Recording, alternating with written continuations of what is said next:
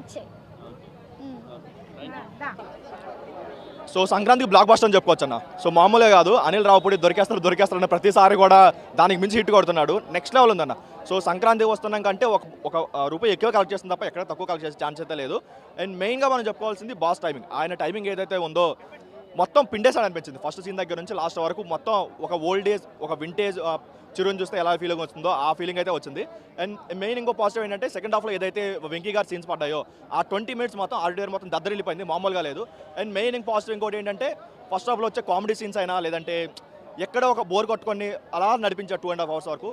But only negative ఏంటంటే story మనం already ఎంతకుముందు మనం చూసిన విశ్వాసం, తులసి ఆ లెవెల్లో ఉన్నా సరే తనకి యాడ్ చేసిన ట్రీట్మెంట్ అయినా లేదంటే ఎంటర్టైన్మెంట్ అయినా సరే మీకు ఎక్కడ 1% కూడా బోర్ ల్యాగ్ అసలు ఏమనిపించవు. జనరల్గా అనిల్ రావుపూడి మూవీస్లో ఎంతో కొంత క్రింజ్ ఉంటుందని ఎక్స్పెక్ట్ చేస్తాం. క్రింజ్ కాదు కదా, అసలు ఎక్కడ కూడా ఒక వల్గారిటీ కానీ లేదంటే ఒక నెగిటివ్ డైలాగ్ కానీ అలా ఏం లేకుండా 2.5 hours అలా ఫ్యామిలీతో చూసి ఎంజాయ్ చేసే సినిమా అయితే తీసుకున్నాడు. 100% ఇదైతే ఇండస్ట్రీ అయితే 100% కన్ఫర్మ్ అయితే అదైతే చెప్పుకోవచ్చు. బట్ ఓన్లీ ఇదేంటంటే క్లైమాక్స్ కూడా ఇంకేదైనా ఎమోషనల్గా ట్రై చేసి డాడీ లెవెల్లో ఇంకేదైనా ట్రై చేసి ఉంటే ఇంకా పెద్ద హిట్ అయ్యేది. బట్ లాస్ట్ 20 yearsలో బాస్ నుంచి వచ్చిన ది బెస్ట్ మూవీ అని చెప్పుకోవచ్చు. ఖైదీ నెంబర్ 150 కాదు, ఇది అఫీషియల్గా బాస్ ఇస్ బ్యాక్.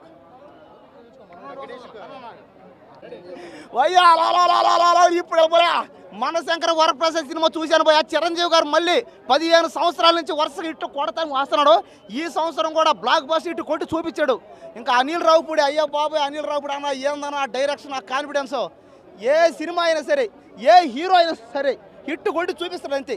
చెప్పి మరి ఏమి కాన్ఫిడెన్స్ అది చెప్పి మరి హిట్ కొట్టాడు. లాస్ట్ సంక్రాంతి కూడా మనం చూసుకున్నాం. ఏ సినిమా సంక్రాంతికి వస్తున్నాం వెంకటేష్ గారితో 300 కోట్లు 50 కోట్లతో ఆ సినిమా తీసి 300 కోట్లది. ఈ సినిమా కూడా సేమ్ అంతే, ఒక 50 కోట్లు 70 కోట్లు పెట్టి తీసి ఈ సినిమా ఖచ్చితంగా 500 కోట్లు పక్క అంతే. ఒకవేళ లేకపోతే 1000 కోట్లు కన్ఫర్మ్. హుక్ స్టెప్ ఉంది పోయి, ఆ హుక్ ఎటు ఊపుతున్నాడు, హుక్ స్టెప్ ఓ డ్యాన్స్ వచ్చేస్తుంది. ఏంది పో సంగతి అని వెంకీ సంగతి అని ఓ అమ్మాయిలు అయితే థియేటర్లో అబ్బాయి వెంకటేష్ రాగానే ఓ ఖచ్చితంగా ఈ సినిమా అయితే ఒక పక్క జనాలకి ఇంకో పక్క ఫ్యామిలీ ఆడియన్స్కి అందరికి కనెక్ట్ అయిపోయింది.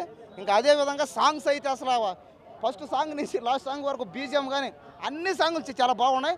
అదేవిధంగా స్టోరీ అందరూ స్లోగా అనమాట, అంటే స్లోగా కాకుండా నార్మల్గానే పోయింది.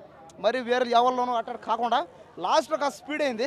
కానీ మొదటి నుంచి కూడా కామెడీగా అనమాట, కామెడీగా పోతూ ఉన్నది.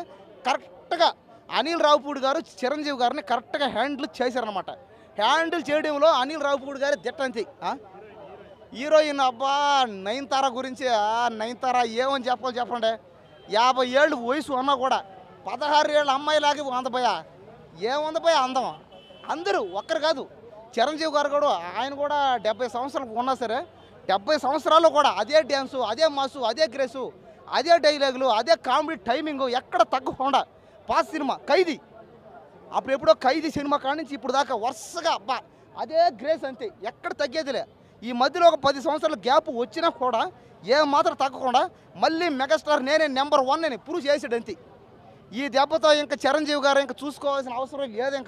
ఇంకా ఖచ్చితంగా ప్రతి సినిమా ప్యాన్ ఇండియా సినిమా తీయాల్సిందే. చిరంజీవి అదే చిరంజీవి గారు కానీ వెంకటేష్ గారు కానీ నయనతార కానీ వీళ్ళందరూ వింటేజ్ లుక్లేయి కాబట్టి ఇలా వింటేజ్ లుక్లన్నీ చాలా బాగున్నాయి. అంటే ఈ జనరేషన్ తగ్గట్టే మైండ్కి ఎక్కించారు కరెక్ట్గా.